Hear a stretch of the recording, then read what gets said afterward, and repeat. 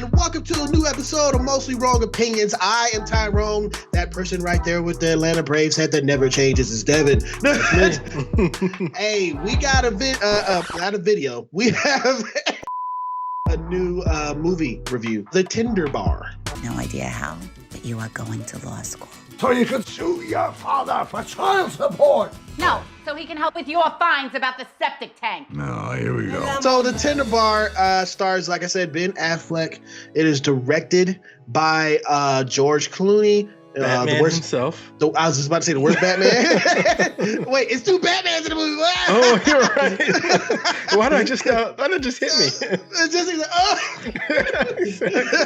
This is a movie that is based upon or adapted from a memoir written by who? What's his name? The memoir is written by a guy named J.R. Moinger. Forgive me, I cannot pronounce his last name. He's also the main character of this film, but this screenplay was written by someone else. So he didn't write the screenplay, so there's a screenplay based on his memoir. So the screenplay is written by William Monahan. Guys, check out his picture if you want to see what he looks like. But do it, it's funny. do it. But the backstory of this is it revolves around JR as a child, him and his mother leaving his father and moving into his grandfather's house, and which is played by Christopher Lloyd. Love seeing him. Okay, This kid is trying to he's trying to find himself. Yeah, he's trying to find himself. He even apparently when he went to like elementary school, the school psychiatrist was like, "You don't have an identity." It is my belief that the uncertainty about the meaning of his name and the continual questions about it have left him without identity. Very impressive. No identity, hence identity crisis. You know, so he's trying to find his identity. He's trying to find himself, trying to figure out who he is. But a big theme of this film seems to be like father figures, because he's trying to do this without a father figure, or at least without a reasonable father figure. But he accidentally finds one in his uncle, which is, of course, his mother's brother, played by Ben Affleck, the other Batman. Yeah. The good Batman in this film. Right. This movie kind of reminded me of The Wonder Years. Do you remember that television show? I was gonna, What would you do if I sang out of tune? What would you do, baby? Out of tune. That's it. I don't know what the fuck words is, but it's just like that. Actually, it's more like his singing, where it's like The Wonder Years, but like out of key. You know what I mean? Like it's kind of messed up, and also it's not funny either, nor is it really like heartwarming. It's just kind of there, right? It's a there movie, you guys. Right. And this movie is on Amazon Prime.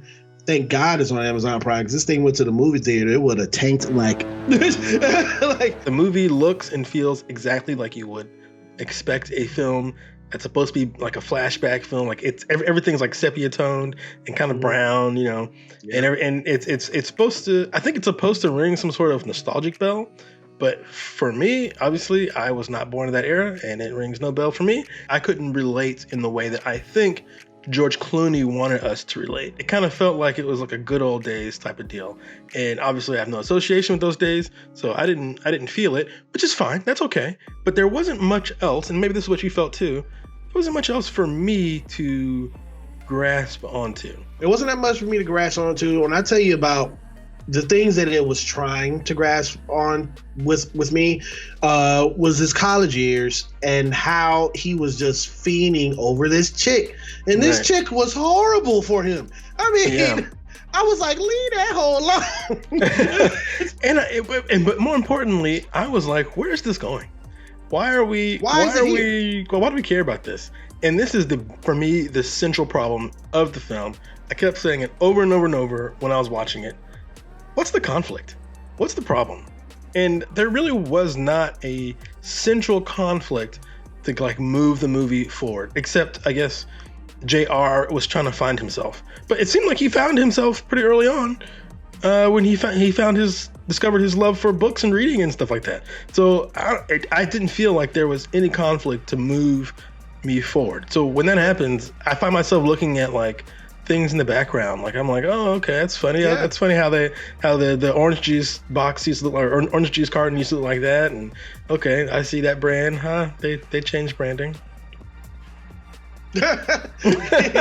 They did this little thing where they did in the movies where they talked to his younger self.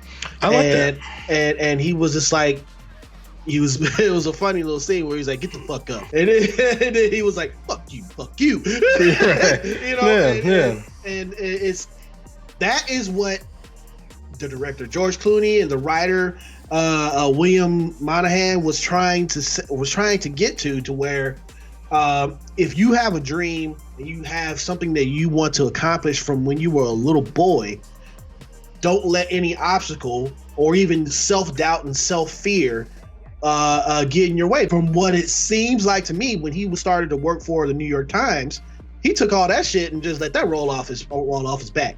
You know what I'm saying? Because he came in there and the boss was like, I can't hire you and stuff like that. He was like, all right. and what's funny is he ended up in journalism because everything else kind of failed, right? It was kind of like a last ditch thing. And apparently, I just found this out like 5 minutes ago.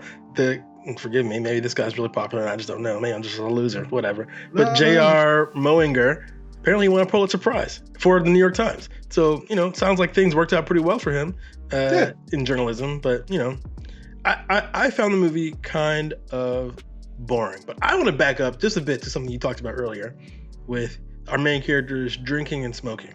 This, to me, was the most interesting part of the film, considering the actual bartender, his father figure, was played by Ben Affleck, someone who has been very vocal about his struggles with alcoholism. And I thought it put a new perspective on the things that he's saying. It made it feel a little bit more poignant because he was always kind of like dropping these like nuggets of wisdom and stuff like that. About being a man. And right. And him being flanked by alcohol and all that. I think it did add a lot to the character. It kind of reminded me a little bit of Robert Downey Jr. in Iron Man 1, right? Where we knew that Robert Downey Jr. had a very reckless past, right?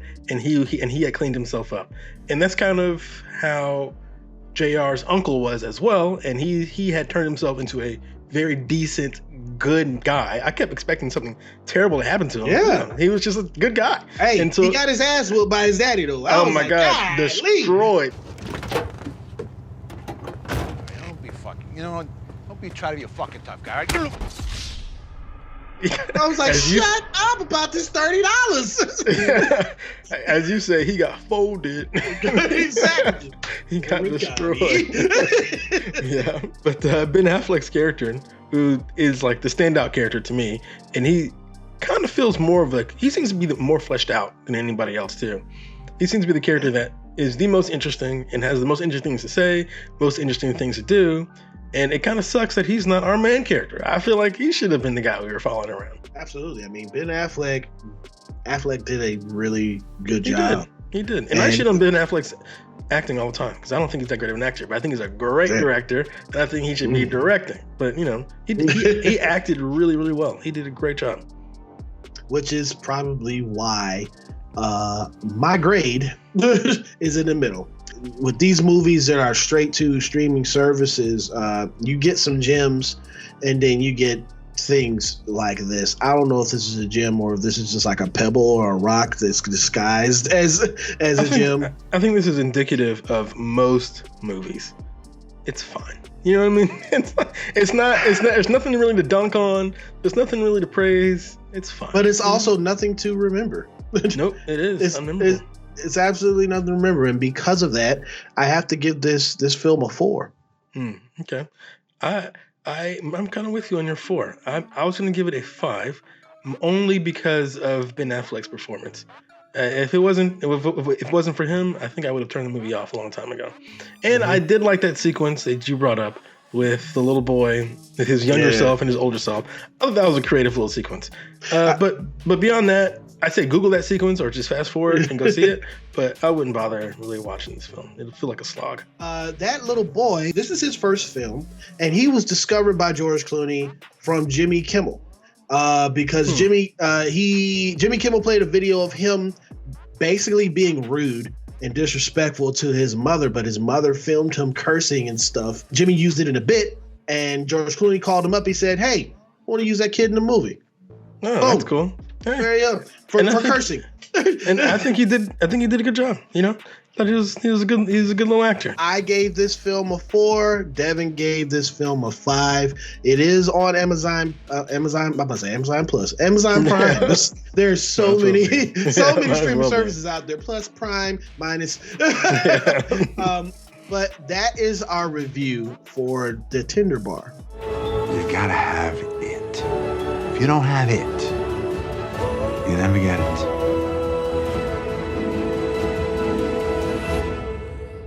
And I say you got it.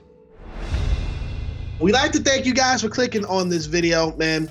I've been enjoying every single minute and every single video with my homie here, and I hope you guys have been too. Show some love. So be like, wait. Show some love like Steve Harvey. show love. And get down there and hit that subscribe button, all right? It's right there. It's very easy. Hit the subscribe button, hit the notification bell. Stay up to date with everything we do right here on Mostly Wrong Opinions, because it's a lot of stuff, all right? It's fun times. And if you liked our review on this movie, please hit that thumbs up. It really does help out the channel in more ways than you know. Or you can hit the thumbs down.